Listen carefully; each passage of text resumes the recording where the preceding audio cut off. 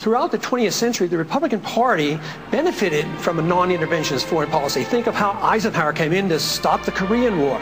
Think of how Nixon was elected to stop the mess in Vietnam. How did we win the election in the year 2000? We talked about a humble foreign policy, no nation building, don't police the world. That is a conservative, it's a Republican, it's a pro-American, it follows the Founding Fathers, and besides, it follows the Constitution. Declare war if you want to go to war, fight it and win it, but don't get into it for political reasons or to enforce UN resolutions or pretend the Iraqis were a national threat to us.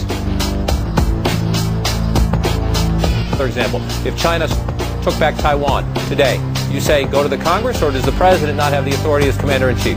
Absolutely, he does not have the authority. Where does he get it? You can't go to war without congressional approval, and that's not a threat to our national security. That's something internal affairs. Why should we send hundreds of thousands of Americans to die in a civil war? I mean, are we over in Russia right now over Chechnya? I mean, it wouldn't make any sense. Did we go to war over Hong Kong? You know, we should follow the Constitution and the advice of the founders. Don't go looking for dragons to slay. I mean, why should we go and provoke and look for trouble? We should talk to people, negotiate, be diplomatic, and trade with people. We do much better trading with Vietnam than we did with fighting with them. We lost 60,000 men there. It makes so much common sense, and it's so appealing to the majority of Americans. Let me tell you, I really believe that.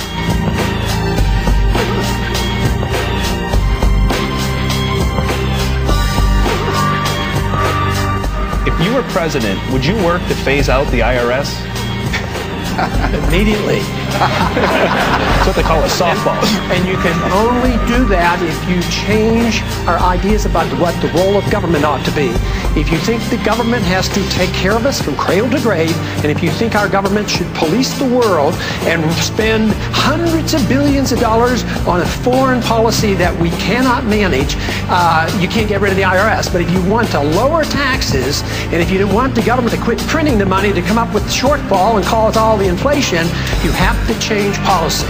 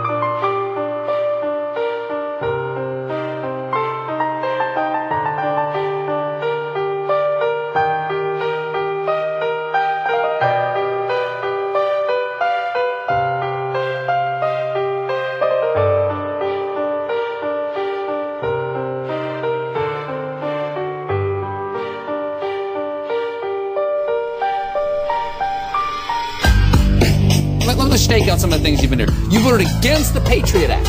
I did. You voted against the Iraq War. Yeah.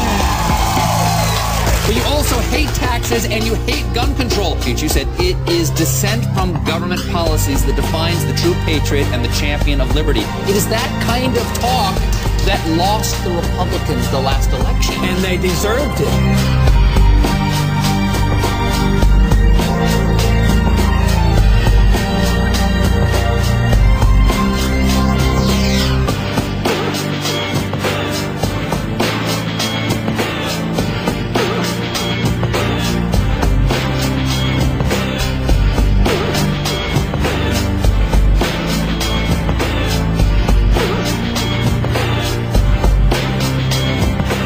Decent policy, And the problem that we have with dealing with this subject is we see people as groups, as they belong to certain groups, and that they derive their rights as belonging to groups. We don't get our rights because we're gays or women or minorities. We get our rights from our Creator as individuals. So every individual should be treated the same way.